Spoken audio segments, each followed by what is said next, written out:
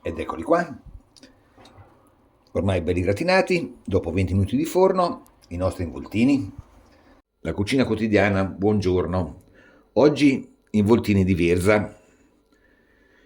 Ingredienti: una bella verza, bella non proprio, è del mio orto, coltivata in maniera biologica e condivisa con le lumache e le limacce, quindi un pochino aggredita, ma buona e sicuramente biologica. Poi nel ripieno farò un ripieno di patata, delle bietole e del formaggio morlacco del grappa, un tipo, e un altro tipo di ripieno farò patate, bietola e del riso jasmine, un pochino colloso, più colloso del basmati, quindi va benissimo per i ripieni. Poi altri ingredienti: della salvia, aglio, burro, olio, sale e pepe e del parmigiano per gratinare sopra, naturalmente da passare tutto il forno. Cominciamo dalle bietole. Acqua bollente, sale, giù le bietole e le facciamo lessare e nel frattempo ci dedichiamo alla verza. Pronte le bietole, le mettiamo a scolare. Ho preparato anche la verza, le parti più belle e soprattutto dove hanno la costa più tenera, così posso fare a meno di toglierla.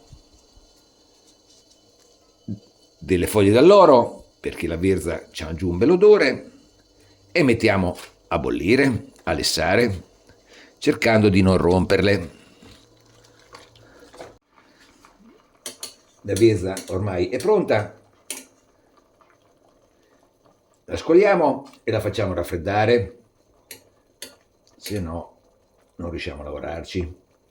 Tra l'altro così mantiene anche il suo colore. Cuociamo anche il riso con il solito sistema dell'acqua. Uno di riso, due di acqua. Riso naturalmente sempre ben sciacquato. Eccolo qua. E mettiamo su. Quando bolle giriamo, chiudiamo e non giriamo più. Riso sta andando. Patate, le facciamo al vapore, così. Cestello per il vapore. Chiudiamo e aspettiamo. Bietole fredde, le ho strizzate per bene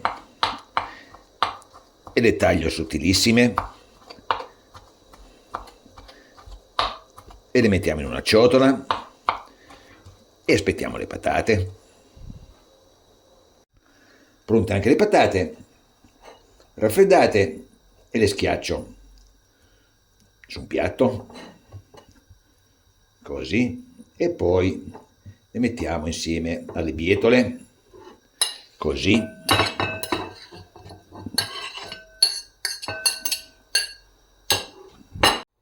Aggiustiamo di sale e anche un pochino di pepe, poco perché ho un ospite e il pepe è poco gradito. Patate e bietole sono buonissime anche come contorno, bastava aggiungere un goccino di olio, era un contorno perfetto, ma sarà perfetto anche per gli involtini. Ci siamo. Ho l'impressione che il ripieno sia molto di più delle foglie di cavolo, quindi ho deciso farò solo un tipo di ripieno, solo con il riso, quindi metto il riso con le bietole e le patate, così. E prepariamo un bel impasto. Ci vorrà anche un pochino di formaggio, ma ne metterò pochissimo, solo un pochino di parmigiano. L'altro formaggio la do per un'altra volta, perché è veramente troppo ripieno. Ecco qua, una bella grattugiata di parmigiano reggiano, ma non troppo, perché la mia amica non può mangiare i formaggi. Per questo ne volevo fare due tipi di involtini, ma E adesso proviamo a fare gli involtini. Stendiamo la foglia, meglio che si può, e facciamo un bel ripieno, così. Arrotoliamo, giriamo sotto e lo mettiamo in una teglietta già imburrata, così. Se la costa centrale è un pochino dura, la togliamo, magari solo un pezzettino. Assaggiamo.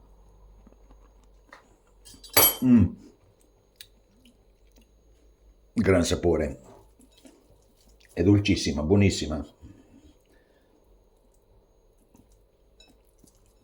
E facciamo un altro involtino, così.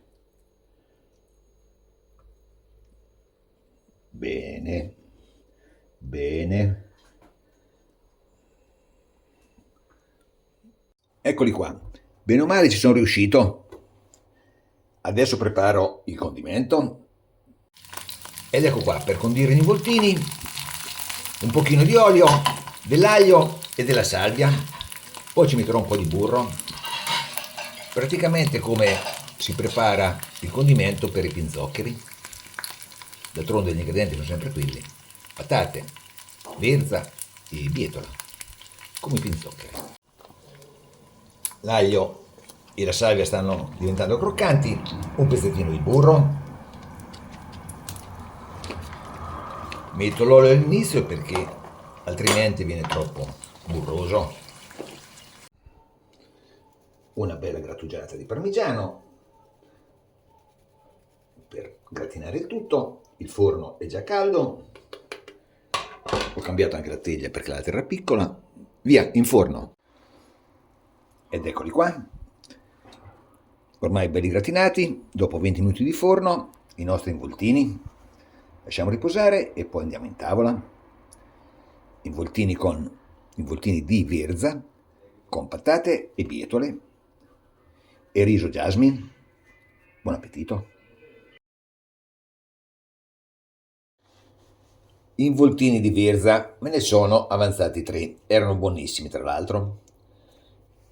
Stasera li voglio recuperare, ci farò un bello squaglio di questo formaggio morlacco del grappa con un pochino di latte. Questi ne metto in forno, sono già un pochino caldi, li ho scaldati a bagnomaria, ma adesso li metto un pochino in forno a gratinare. Nel frattempo sciolgo il formaggio.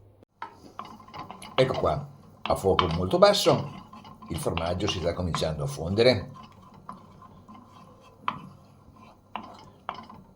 Facciamo una bella cremina insieme al latte e aspettiamo gli involtini. Pronti gli involtini, e adesso sopra ci coliamo il nostro bel morlacco sciolto, così. Perfetto.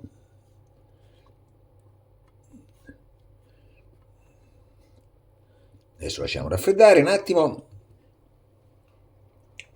e poi ce li mangiamo. Involtini di verza al morlacco. Buon appetito.